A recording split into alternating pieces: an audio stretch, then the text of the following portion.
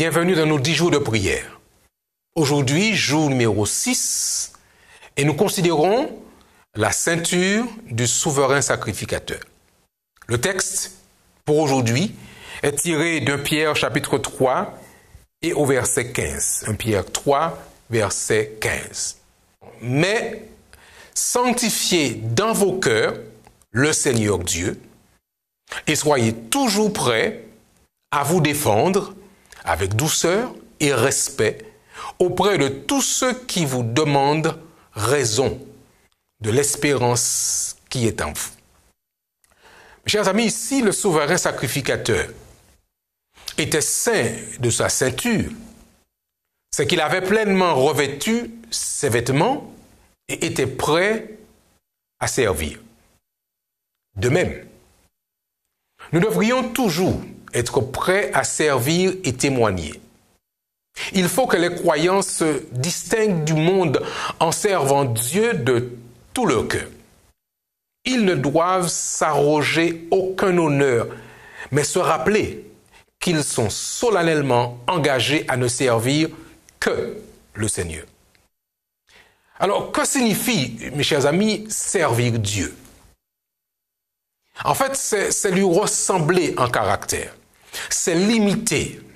Servir Dieu, c'est lui obéir. Observer ses commandements, c'est confesser ouvertement que nous nous tenons non sous la sombre bannière du grand rebelle, mais sous la bannière ensanglantée du prince Emmanuel. Ceux qui servent Dieu s'efforcent sincèrement d'obéir à sa volonté. Ainsi, ils montrent à quelle armée ils appartiennent. Quel que soit le travail que nous sommes appelés à faire, l'Écriture sainte nous dit « Ayez du zèle et non de la paresse. Soyez fervents d'esprit, servez l'Éternel. Tout ce que ta main trouve à faire avec ta force, fais-le. » Et le texte dit encore « Sachez que vous recevrez du Seigneur l'héritage pour récompense. Servez Christ, le Seigneur. » Romains chapitre 12, verset 11, Ecclésiaste 9, verset 10 et Colossiens 3, verset 24. Soyez toujours prêts à transmettre à d'autres la lumière que vous avez reçue. Énoncez publiquement vos principes d'action. Méprisez la dissimulation. Déployez votre drapeau, car vous êtes en spectacle au monde, aux anges et aux hommes. Ne fuyez pas les responsabilités. Vous ne pouvez servir Dieu et Baal. Dieu désire que ses fils et que ses filles s'engagent courageusement pour le droit afin que le monde sache de quel côté ils se tiennent. Le Seigneur désire que vous et moi, que nous soyons des gagneurs d'âme. Par conséquent, bien que vous ne deviez pas imposer la doctrine aux gens, vous devriez être toujours prêts à vous défendre avec douceur et respect auprès de ceux qui vous demandent raison de votre foi ou de l'espérance qui est en vous. Le texte que nous avons lu dans 1 Pierre chapitre 3 et au verset 15. Pourquoi craignez-vous? Pourquoi avoir peur? Craignez-vous que vos paroles ne dégagent quelque impression de gloire personnelle? Craignez-vous que vos paroles mal avisées ne soient pas prononcées ou que vos paroles et vos manières ne ressemblent pas à celles du Christ? Accrochez-vous fermement au Christ et présentez la vérité telle qu'elle est en lui. Que votre lumière luise ainsi devant les hommes, afin qu'ils voient vos bonnes œuvres et qu'ils glorifient votre Père qui est dans les cieux. Matthieu chapitre 5 et au verset 16. Dieu désire, chers amis, que chaque croyant soit un gagneur d'âme. Il bénira tous ceux qui s'attendent à lui avec confiance pour obtenir sagesse et conseil.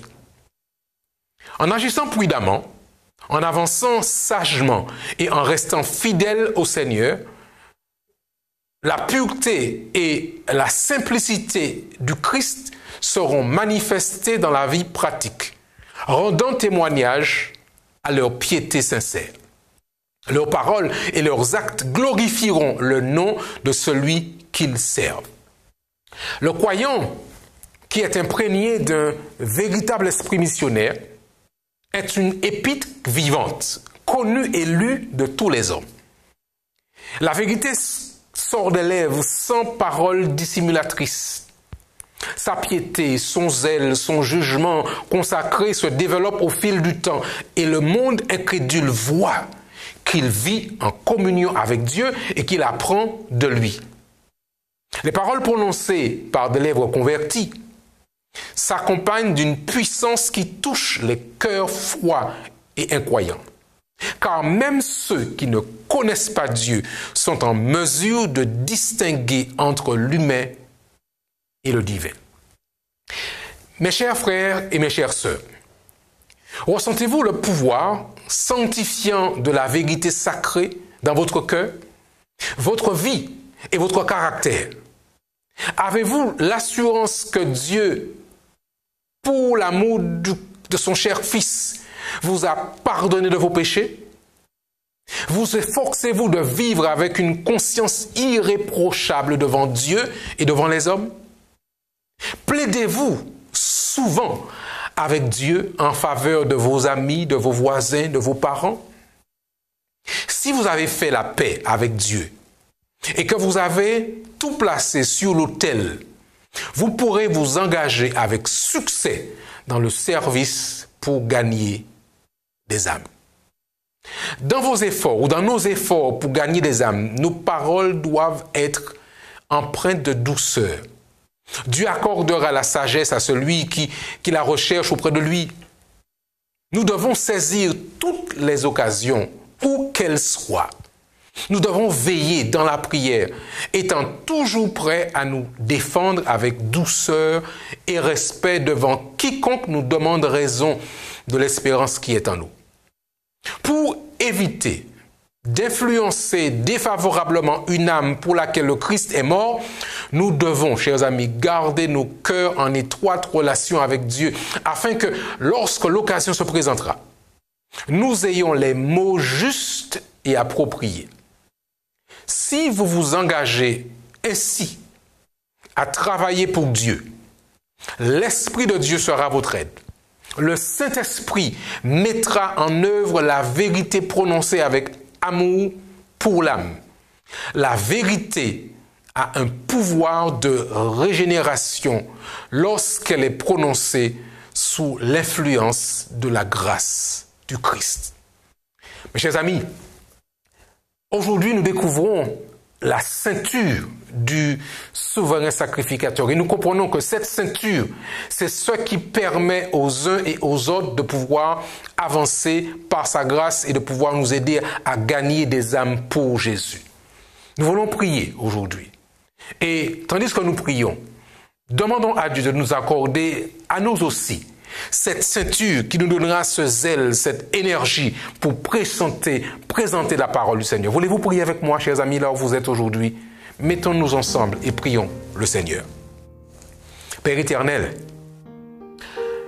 comme le souverain sacrificateur, nous voudrions aussi que nos reins soient saints et que, avec cette ceinture, nous soyons engagés pour toi, remplis d'un zèle pour partager la vérité telle que nous l'avons reçue, pour défendre notre foi toutes les fois où les choses seront nécessaires.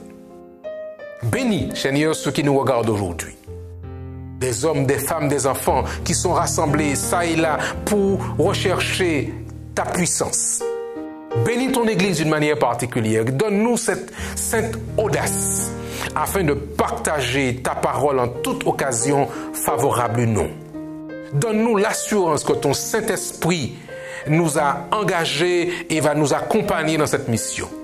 Et permets que des hommes, des femmes, des enfants reçoivent ce message et qu'ils t'acceptent pendant qu'il est encore temps. Nous t'avons prié, Seigneur, au nom de Jésus et pour ta gloire. Amen. Ça a été un plaisir de partager avec vous, chers amis, cette 6e édition de nos 10 jours de prière. Nous vous invitons à continuer à rester en contact avec Jésus-Christ. C'est lui, notre ceinture, c'est lui qui nous donnera la force d'avancer. Nous vous disons à très bientôt et que Dieu vous bénisse.